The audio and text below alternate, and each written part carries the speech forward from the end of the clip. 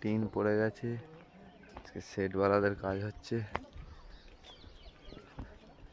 সব খাঁচা বাঁধা হয়ে গেছে, ঠিকঠাক পজিশনটা ছাড়া হবে। এই দেখো স্ট্রাকচার রেডি হচ্ছে, টিনও এসে গেছে, মাঠের দিকে ছাউনি হয়েছে, দুচালা হবে পরে আস্তে আস্তে। এখন এদিকে চাল নামানো হচ্ছে, অবধি সেটটা হবে এখন।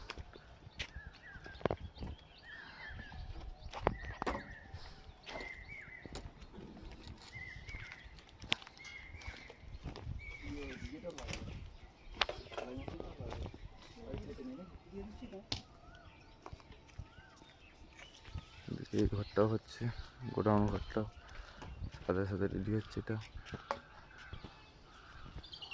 সোলিং টোলিং করা হচ্ছে এখানে।